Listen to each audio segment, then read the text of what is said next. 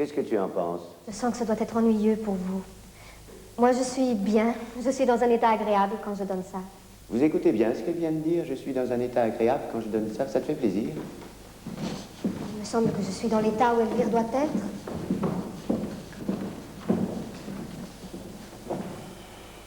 Je puis vous donner une indication qui est capitale chaque fois que vous éprouvez le sentiment qu'une chose vous est facile. Je parle d'une chose obtenue sans effort, ce n'est pas bon. L'exécution d'un rôle, quel qu'il soit, comporte toujours quelque chose de pénible, de douloureux, quelque chose à quoi l'effort doit participer, sinon il manque quelque chose. Une exécution comporte toujours un effort. Alors tu vois, tu aurais dû te méfier. Remarque que ce que tu fais est bien, mais qu'est-ce qu'on peut te reprocher? Elle se laisse aller un peu à la musique du texte? C'est juste, quoi encore? J'ai l'impression qu'elle manque un petit peu de présence vis-à-vis de Don Juan, et que Don Juan peut n'en être pas touché parce qu'elle est trop éloignée. De présence, tout simplement, dans ce qu'elle fait, il manque la présence par rapport au public. Ce n'est pas convaincant, cela ne touche pas, cela ne passe pas la rampe. Et c'est parce que tu es si confortable dedans que cela ne passe pas la rampe. Quand tu dis un texte avec le sentiment de le dire juste, mais en pensant « j'éprouve un sentiment agréable, je suis dans un sentiment juste, ce texte passe bien dans ma bouche, je respire bien, etc. » tu ne fais pas d'effort.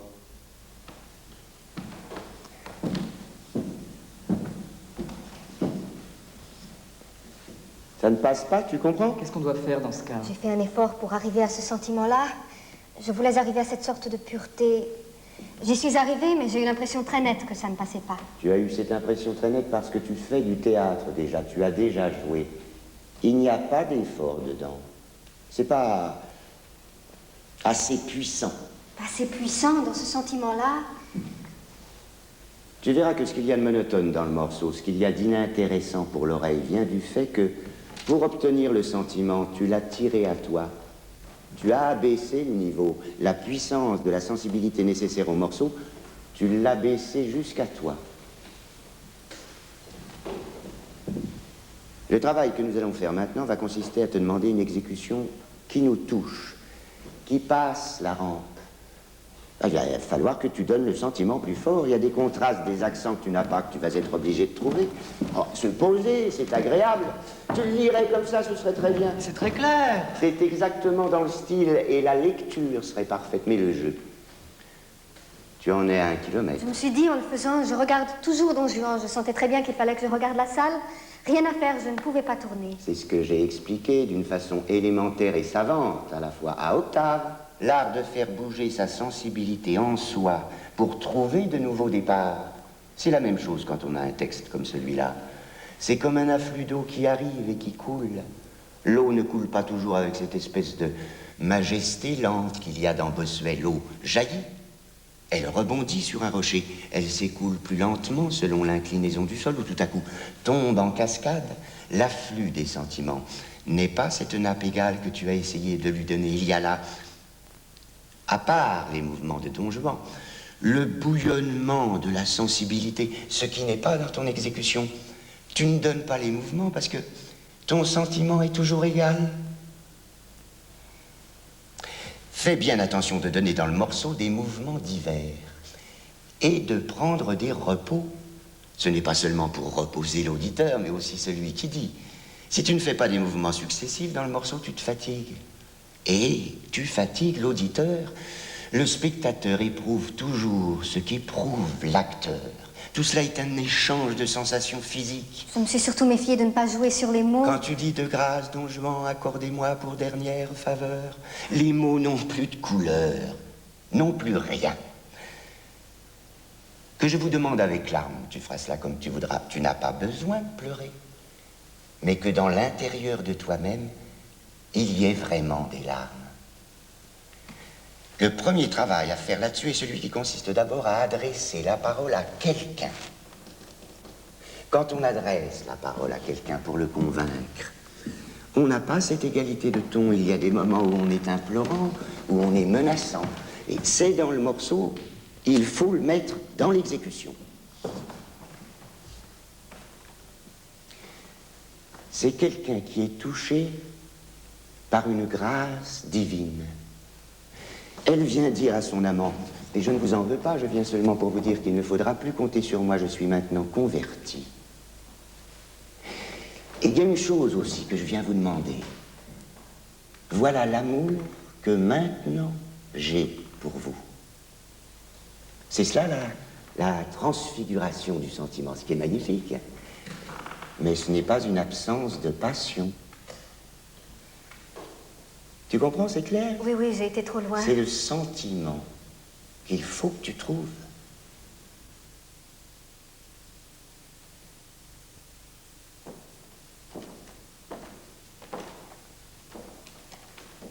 Ne soyez point surpris, Don Juan, de me voir à cette heure et dans cet équipage.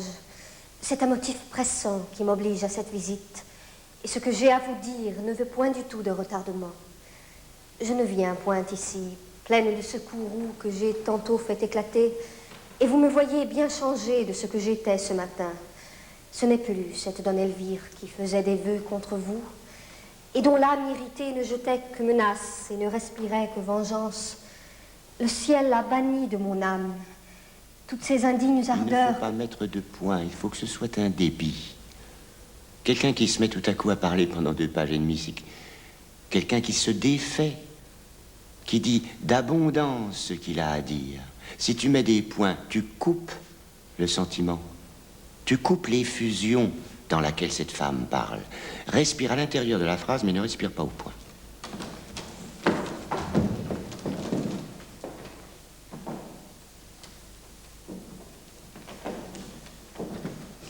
Si cette entrée un peu lente, un peu fantomale te gêne, trouve une façon un peu plus vive d'entrer.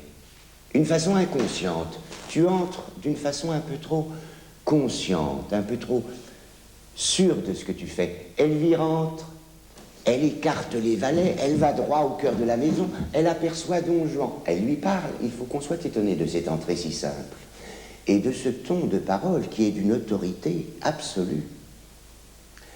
La marche, qui est un geste, doit accompagner le texte. Tu es porté dans ta marche parce que tu as à dire, et au moment où tu vas t'arrêter, tu vas avoir le même flot rythmé de paroles que tu l'amorces dans ta marche. C'est parfait.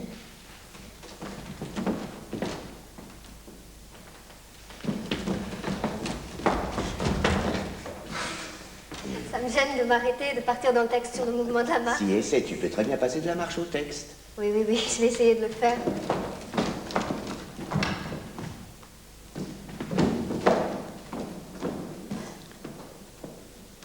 Tu es gêné parce que tu entres un peu lentement. Si on jouait toute la pièce, ça ferait un temps mort dans l'enchaînement des scènes. C'est un peu long. Si tu entres un peu plus vite, tu vas avoir aussitôt un sentiment un peu différent pour la diction.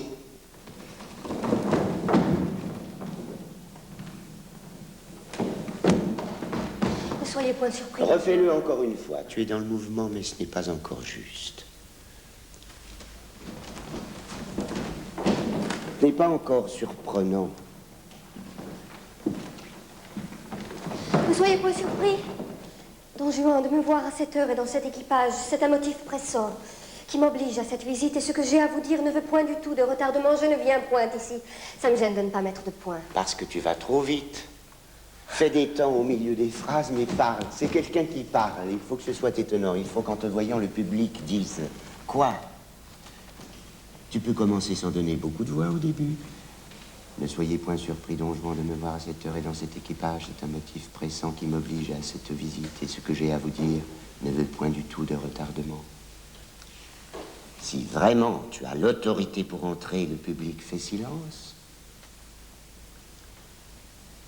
Et écoute. Dès qu'il écoute bien, tu donnes un peu plus de voix.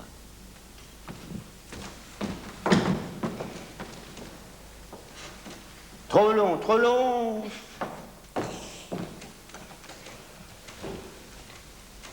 Vous voyez comme elle se prépare à entrer, ce que vous ne faites jamais. Allez, allez, allez.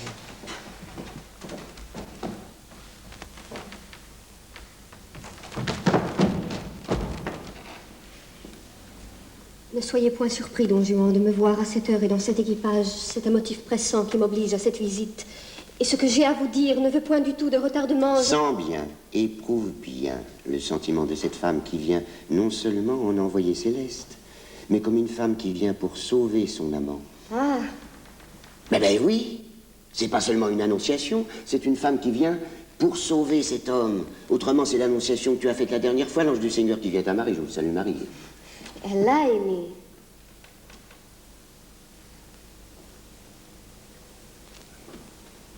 Ah, tu l'interpréteras comme tu voudras. Mais elle a tout à coup l'idée de la punition, de l'enfer, toutes ces idées religieuses qui font qu'elle court chez Don Juan. Elle vient, non pour lui demander des excuses, elle vient l'avertir d'un danger pour qu'il y échappe. C'est ce sentiment du danger qu'il court, qui la pousse chez Don Juan. Et ce qui est important et magnifique dans ce personnage d'Elvire, c'est que cet homme qu'elle vient sauver est celui qui l'a suborné, abandonné. Malgré cela, elle vient. Elle fait preuve de cette magnanimité, de ce détachement céleste, oui, mais en même temps avec un ardent amour.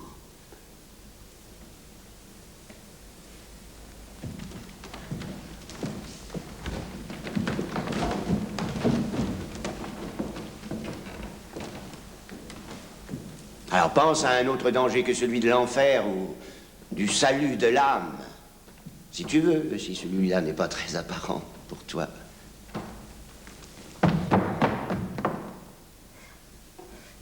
Ne soyez point surpris, Don Juan, de me voir à cette heure et dans cet équipage.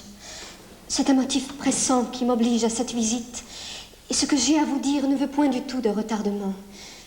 Je ne viens point ici, pleine de secours que j'ai tantôt fait éclater.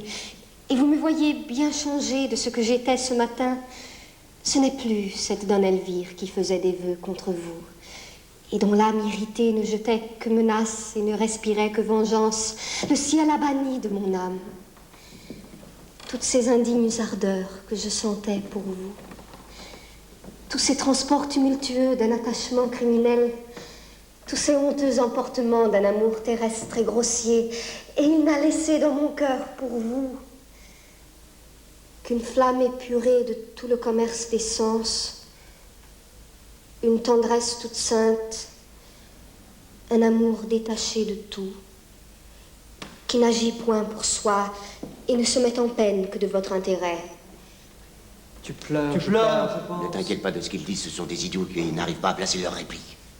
C'est ce parfait et pur amour qui me conduit ici pour votre bien, pour... Tu sens que c'est déjà plus difficile que la dernière fois. Je n'y arriverai jamais. Tu y es presque. Mais le sentiment n'y est pas. Le sentiment est juste, comme la dernière fois. Mais ce n'est pas encore assez fort. Tu comprends? Lorsque cette femme arrive, elle est dans un état de bouleversement, d'égarement.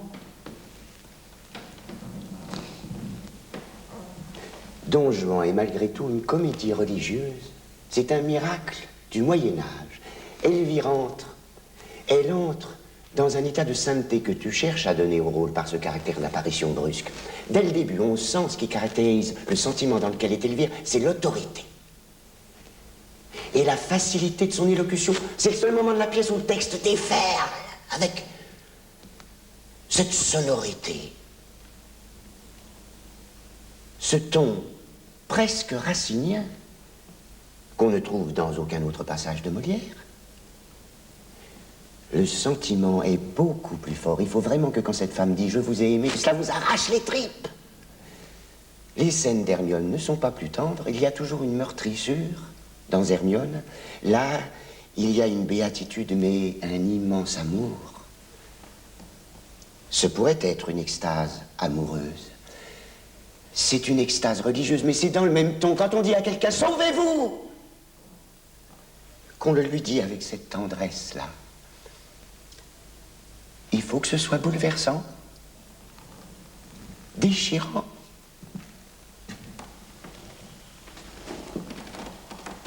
De même, la querelle du père. Il y a chez cet homme une noblesse désespérée.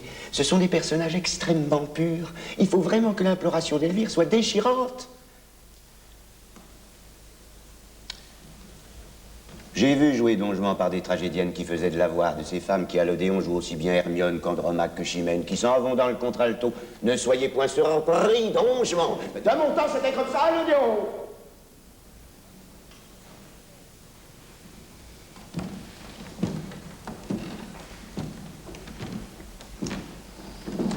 C'est pourquoi j'en suis arrivé à ce point de vue. Je me suis dit, ce n'est certainement pas ça, la scène. Parce que c'est ennuyeux. Et on se demande pourquoi si Molière a du génie. Et ce n'est certainement pas dans cette scène-là qu'il en a si on la joue comme ça. Il faut que cette scène soit bouleversante de tendresse, d'imploration, d'amour. Mais d'un amour pur, comme dit Elvire. Elle va dans un pathétique croissant. Et il y a Don Juan, un personnage assez curieux, qui regarde avec étonnement. Il faut naturellement qu'il ne fasse pas trop de jeu de scène. La tragédienne dit ce texte avec une solide voix de poitrine parce qu'elle sait que Don Juan et Sganarelle, pendant ce temps-là, pour distraire le public, font des galipettes parce qu'ils pensent la scène est ennuyeuse. C'est également dans la tradition de Don Juan, c'est une habitude. Sganarelle est bouleversé par cet amour extraordinaire. À ce moment-là, c'est pas un personnage comique. Il dit pauvre femme. Ce pauvre femme va vraiment avec la scène. C'est très déchirant. Jamais je n'arriverai à ça. Tu y es presque. Tu dois y arriver. Si tu n'y arrives pas, tu me décevras beaucoup parce que le seul reproche que je te fais, c'est celui que je t'ai fait pendant ta 2e année. Tu te le rappelles, je te l'ai expliqué un jour. Tu as mal joué le jeu, tu as truqué, tu as maquignonné, tu as voulu arriver à avoir une scène de concours éblouissante, tu avais admirablement préparé ta scène, tu as un sens, une intelligence du théâtre. Mais en te voyant faire ça, je me disais... Mais ce n'est pas vrai, elle n'y met pas ce qu'il faut y mettre. Tu as tendance à faire du chiquet parce que la technique qui ne vient pas du sentiment, c'est du chiquet, faut rejeter ça. Tu la sens, cette scène d'Elvire, tu la sens très bien. Ce que je te demande, c'est de te sortir les tripes, comme on dit. Vulgairement. Et d'y aller, de nous les montrer.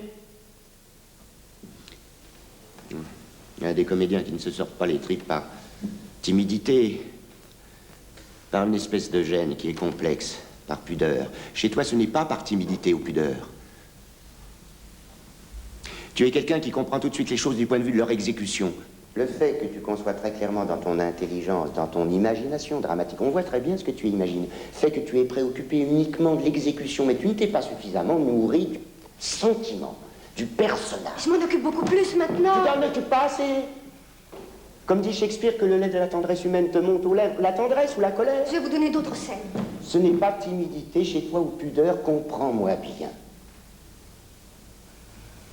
C'est très grave. C'est très vrai. Ce qui te gêne, toi, pour le sentiment, c'est ton orgueil. Tu es intelligente dramatiquement, tu te dis « Moi, je ne veux pas faire ce travail-là, ça va m'agacer. » Tu aurais une bonne petite nature, pas intelligente. Tu aurais été touché, tu aurais senti ce que je t'ai expliqué. Et tu te serais dit « Mais même, je vais essayer de le faire, même si ça m'humilie devant les camarades, pour arriver à me connaître. » Toi, tu te dis « Moi, j'ai bien pigé ce qu'il m'a expliqué. Ça va m'ennuyer de faire ça devant les camarades, je vais passer à autre chose. » C'est cela que j'appelle ton orgueil. Je peux répondre?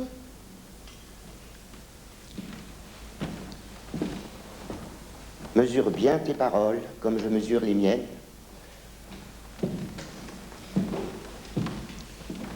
Ce n'est pas tout à fait ça. Tu dis pas tout à fait?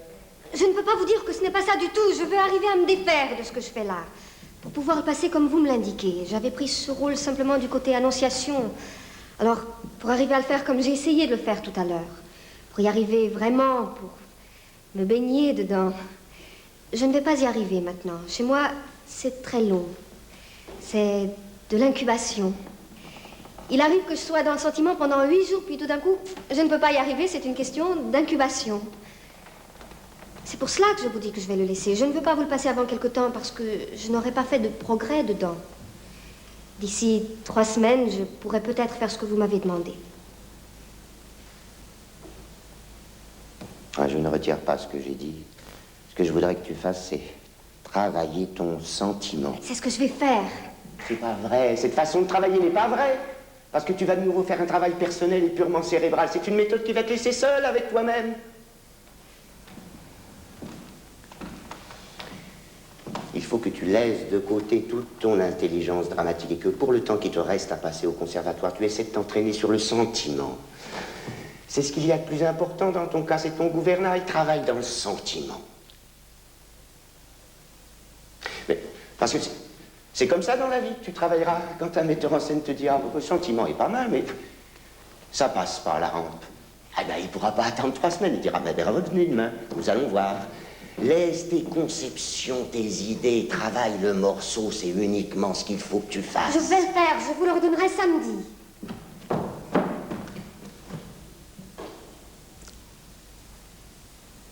Il faut que tu cherches le sentiment. L'intelligence dramatique ne suffit pas s'il n'y a pas de sentiment. Ce qui fait de Rému le plus grand acteur de notre époque, c'est qu'il est puissant dans le sentiment. Ben, il faut arriver à puiser en soi ce potentiel, cette puissance, cette faculté du sentiment portée à l'excès. C'est par un excès de sentiment, un excès de tendresse, un excès de colère, d'indignation, d'orgueil. C'est en cultivant toutes ces qualités, tous ces défauts, toutes ces vertus cardinales que tu arriveras à rendre tes personnages.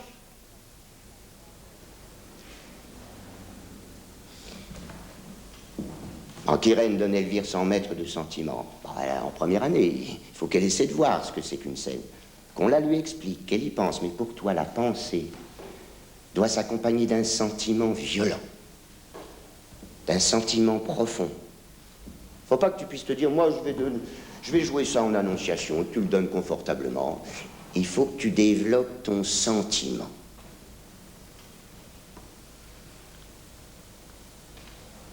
Elle n'est pas convaincue. Tu penses que je ne te dis pas ça pour avoir le plaisir de t'expliquer des balançoires? Dans 20 ans d'ici, tu penseras peut-être à ce que je te dis maintenant. Quand tu raconteras des histoires de jeunesse à des camarades plus jeunes, en voyage, par exemple. Je me suis embêté dans sa classe pendant 3 ans. Je ne l'aimais pas. Mais un jour, il m'a dit quelque chose de pas mal. Je ne souhaite pas autre chose que durant ces 3 années vous faire un jour un instant toucher du doigt votre instrument.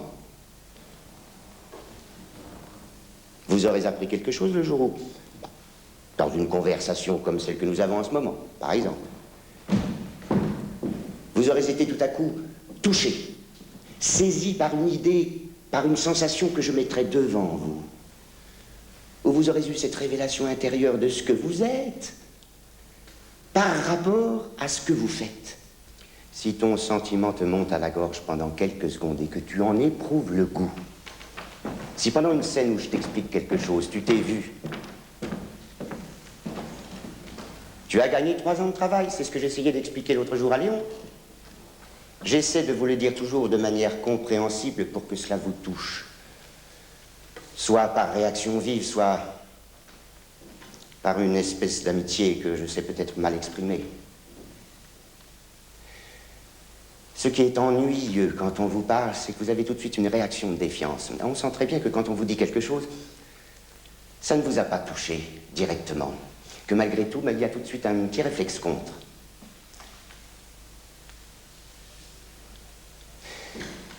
J'ai salivé l'autre jour avec Octave, c'est un des plus beaux exemples de ma carrière de professeur. J'ai essayé de lui expliquer le rapport de la phrase, du sentiment, de la respiration.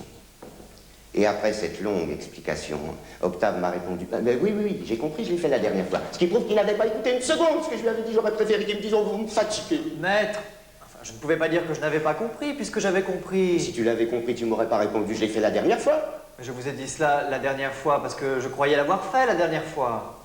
Et la semaine dernière, tu nous as donné exactement dans les mêmes conditions les fureurs de reste. L'explication que j'ai donnée sur le rapport de la longueur d'une phrase, du sentiment, de la diction est une chose que tu ne peux pas comprendre, parce que comprendre, c'est sentir, éprouver. Quand tu l'auras éprouvé, soit sur un texte de Bossuet, soit sur un texte de Molière, de Marivaux-Giroudou, tu auras le secret du métier. Le secret de tout. Je ne te reproche pas de n'avoir pas compris, tu me l'aurais dit. Je me serais forcé de te le faire comprendre autrement, mais tu m'as répondu, je l'ai fait la dernière fois. Tu pourrais comprendre la somme théologique de saint Thomas d'Aquin, tu pourrais connaître toutes les théories philosophiques. Cette intelligence-là n'a rien à voir avec le théâtre, l'intelligence du théâtre. C'est une intuition qui est difficile à définir, mais qui n'est pas l'intelligence ordinaire des savants. C'est un sens qu'on a. Un sens intelligent. Et l'explication que je t'ai donnée, ce n'est pas par la pensée que tu pouvais la comprendre, mais en la sentant. Peut-être diras-tu plus tard que l'explication que je t'ai donnée était mauvaise, que celle que tu trouveras toi-même sera supérieure. Ça fait rien! L'explication n'est faite que pour vous faire sentir les choses. Pour vous permettre de les éprouver. Vous, sur vous-même.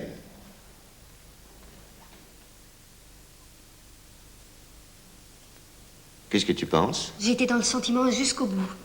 Il me semble que j'ai donné jusqu'au bout le sentiment. Je ne sais pas si c'est ça que vous m'avez demandé, mais moi j'ai été dans le sentiment jusqu'au bout.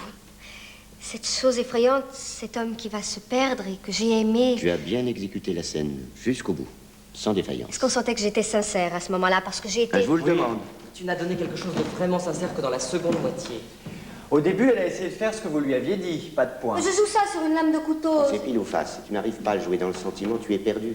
C'est une des scènes les plus difficiles que je connaisse dans le répertoire.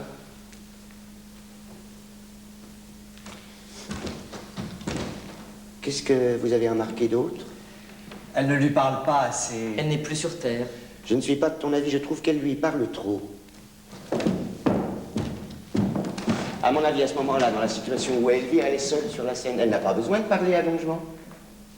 Elvire entre, elle entre, comme une extatique. Nous ne pouvons pas entendre le texte si tu es tourné vers lui. Moi, je ne me serais pas tourné vers lui, je trouve que tu lui parles trop. Et il y a des acteurs qui sont un peu exhibitionnistes. Quand ils arrivent en scène, on sent qu'ils ont plaisir à ce que tout le monde les voit leur bonheur, leur malheur. Il n'y a pas d'autre mot, un côté exhibitionniste. Et il y a un peu ça dans Elvire. Un exhibitionnisme, inconscient. Fais ton entrée en le regardant, lui disant « Ne soyez point surpris, Don Juan, de me voir à cette heure et dans cette équipage. » Prends-le dans le naturel, pour commencer. Elle a un côté femme du monde, pour commencer. Ne soyez point surpris, Don Juan, de me voir à cette heure et dans cet équipage. C'est un motif pressant qui m'oblige à cette visite. Elle a un côté grande mademoiselle et familier à la fois. Et elle le rassure, je ne viens point ici pleine de ce courroux que j'ai tantôt fait éclater. Un peu familier. Le ciel a banni de mon âme toutes ces indignes ardeurs. C'est là que ça commence. Ah, il faut que le public voie le changement qu'il éprouve. Un bouleversement intérieur. Elle commence là. Et c'est face au public.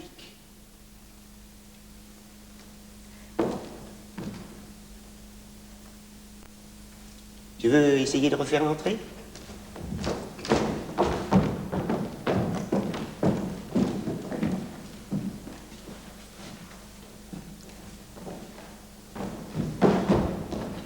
Tu as ralenti ton entrée. Quand tu entres en ralentissant, c'est une position d'attente. C'est comme si tu attendais quelque chose, tu comprends? Oui.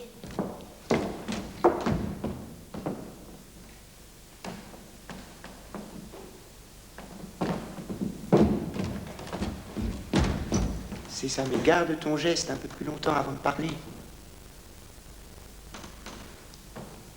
Voilà.